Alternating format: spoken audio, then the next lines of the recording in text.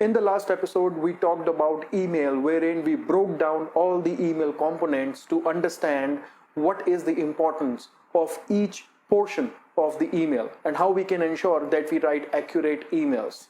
In today's episode, I'm going to share 10 important tips with you which will help you to ensure that you write thoughtful emails and you do not make the most common mistakes.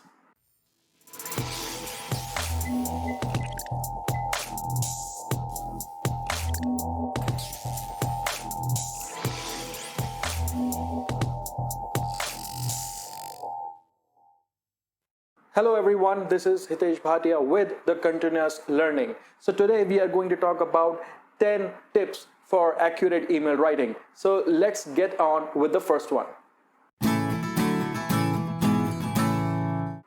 Whatever I say on this point is less. Your email is just not a message going out to someone. It is a communication which is happening, and as a writer of the email, you have to ensure that your communication is error-free. You can ensure that your spellings are absolutely right by using the spelling check or the spell check option which is available in your email. And I request that you take utter carefulness about your grammar, because a lot of people make errors in tenses, future, past and present tense, and you have to ensure that your grammar is not mixed up. If you make such errors in your email which are related to spellings and grammar, the reader who is reading your email would consider that you were least interested while writing the email, or you were way too lazy to check your errors. Please do not make the sender of the email waiting for your response for ages. It is very and severely unprofessional to sit on an email which requires your immediate attention. Imagine if you're not responding on an email, the person who sent the email to you, including the people, those who were copied on the email, they all will perceive you as a person who is mismanaged and who is not able to give the required attention on a thing like his or her email. Make a thumb rule to reply on your emails on the same day if possible, or at max within 24 hours. If there is an email which is lengthy or which requires work from your end, wherein you might have to investigate and gain some more knowledge before you reply on that email, please go ahead and send an acknowledgement to the sender that you have received it and you are working on it, and you will get back with the response. By doing this, you will ensure that the sender is aware that you have read the email, you have understood it, and you are working on it, and this will help you to ensure that you remove any kind of ambiguity and nobody is waiting in dark. You may have seen people from whom any email which you receive is of high priority. So what do you do with those emails? Do you reply instantly, or do you reply on them as per your own convenience? I bite my tongue and say that I keep those emails aside. Reason being is I know that this person has a habit of using high priority on every email. So would you like yourself to be taken in the same manner?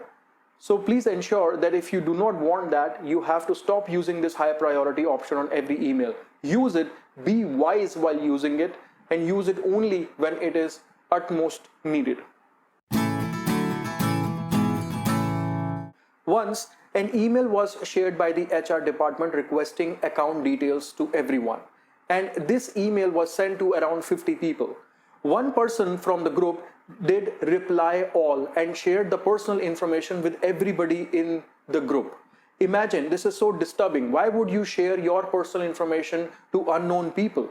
So it happens. These kind of instances do happen. The reason being is we do not know. We are not clear when to use reply all and when not to use it. So it is very simple to understand.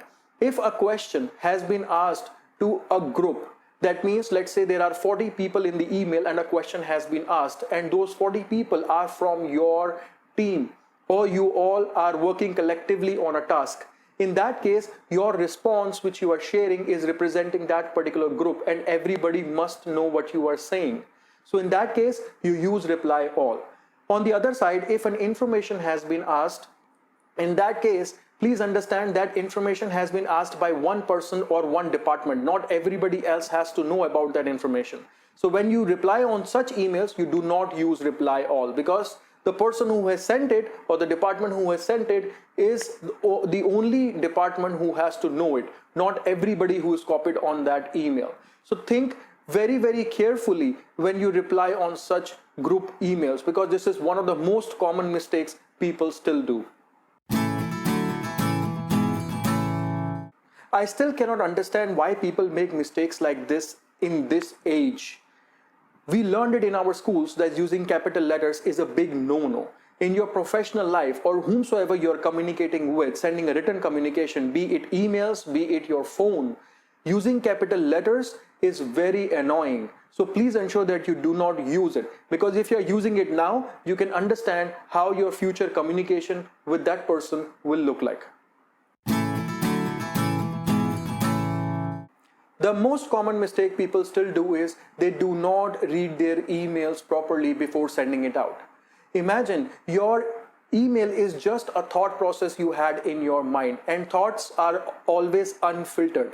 If you put that directly in your email, it simply means your email has errors. It has unfiltered thoughts. That means there is a lot of filtering required in your email. Whatever you have written might be very confusing or might not be carrying the message you wanted it to deliver.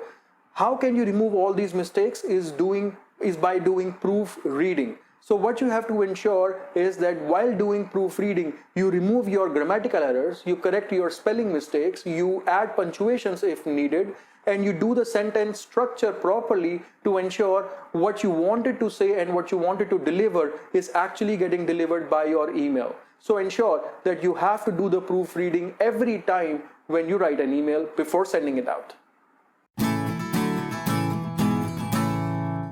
I shared the importance of subject line in my previous episode. You can click on the link available on the screen and watch it.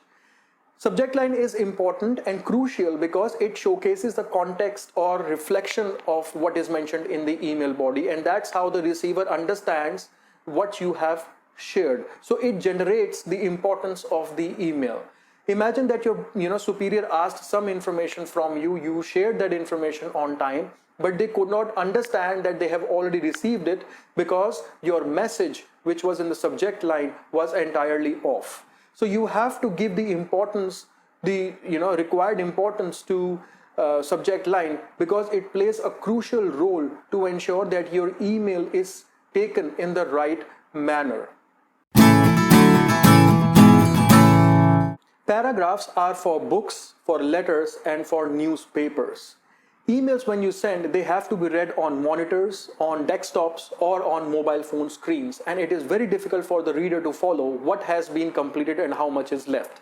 So understand, email is a quick mode of communication, and scientifically, psychologically as well, when you write details in paragraphs, our mind perceives it or take it as very lengthy information and too difficult to process. When you break down the same information into points, it will be easy for our mind to process, and we will be able to understand the context of it easily as well. So ensure that you write your emails in points, not more than 80 to 20 words in one line.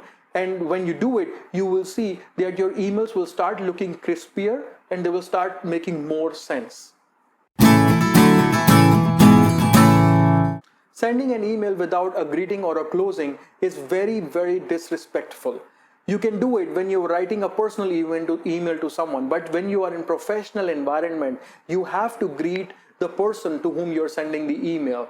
And as I said, it is disrespectful, and it is very confusing for the person who is receiving your email that what was your intention when you wrote it. Understand, there is a very hard message which gets delivered when you write an email without a closing or a greeting. And that message is that somebody kept a gun on my head and asked me to write this email, and I wrote it to you. Otherwise, you are way too unimportant for me. So unless you do not want this message to get delivered, please use greeting and closing in your emails. Lot of people are really paranoid and they like to mention everything what have been discussed in an email and roll it out as a confirmation. I understand that might be needed in some situations wherein a high-level meeting has happened or some discussions were required where decisions were made. This step is important, but not every time. It is very unproductive to send emails like this to everybody just to confirm what has been discussed over the phone. It is far more better to pick up a phone, discuss it, and then send one email telling what has been discussed and what has been finalized. And you will see your productivity will also improve. Thank you so much for watching this video. I request you to like it and subscribe to my channel. Click on the bell icon so you receive information about my future videos as well.